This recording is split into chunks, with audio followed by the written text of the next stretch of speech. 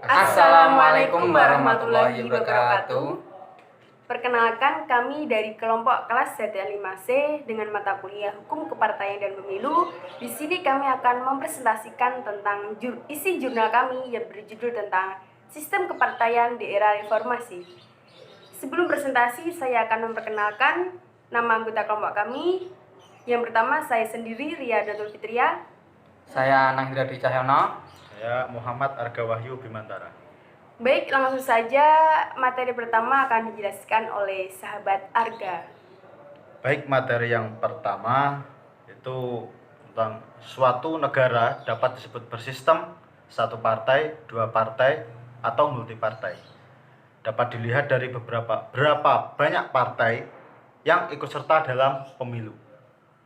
Perkembangan perbedaan ideologi cukup fundamental sehingga sulit bagi pemilih partai yang satu untuk berpindah ke partai yang lainnya. Sistem partai berkuasa adalah sistem kepartaian di mana di suatu negara terdapat sejumlah partai, tetapi ada sebuah partai yang selalu memenangkan pemilihan umum dari satu periode ke periode lain.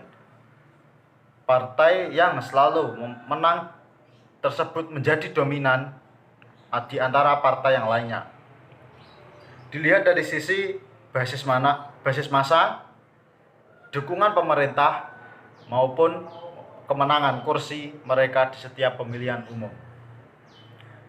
Sistem partai berkuasa ini pada masa Orde Baru, di mana Golkar selalu memimpin suara di tiap pemilihan umum mulai dari tahun 1971, 1977, 1982, 1987, 1992, dan 1997. Materi selanjutnya akan disampaikan oleh sahabat Anang. Jadi selanjutnya, sistem kepartaian dan partai politik merupakan dua konsep yang berbeda. Sistem kepartaian menunjukkan format keberadaan antar partai politik dalam sebuah sistem politik yang spesifik. Di setiap negara atau di suatu negara pun berbeda-beda. Dilihat dari aspek sejarahnya, partai-partai lain ditiadakan dan jika pun terlanjur berdiri akan dibubarkan. Demokrasi liberal, di mana sistem politik yang melakukan pembebasan warga negara untuk berorganisasi. Mendirikan partai politik merupakan pendapat dan sejenisnya. Dalam otoritas kontemporer biasanya ada suatu dominan dan beberapa partai figuran. Pemerintah mengontrol keberadaan partai-partai politik dan mengintervensi jika terdapat masalah dalam struktur internal. Indonesia di masa Orde Baru menciptakan hal ini di mana Golkar menjadi partai dominan. Sementara Partai Persatuan Pembangunan dan Partai Demokrasi di Indonesia selaku partai figurannya dan menganut sistem multipartai. Materi selanjutnya akan disampaikan oleh sahabat Riyadho. Materi yang terakhir yaitu tentang sistem kepartaian di era reformasi.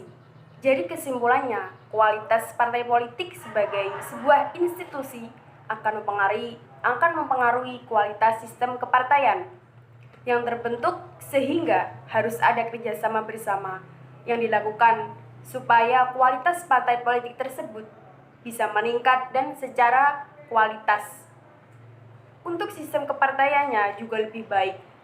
Dalam sistem pemilihan berwakil, banyak terdapat beberapa calon anggota parlemen yang dipilih di satu daerah pemilihan atau yang lebih dikenal dengan sistem proporsional atau sistem perwakilan berimbang.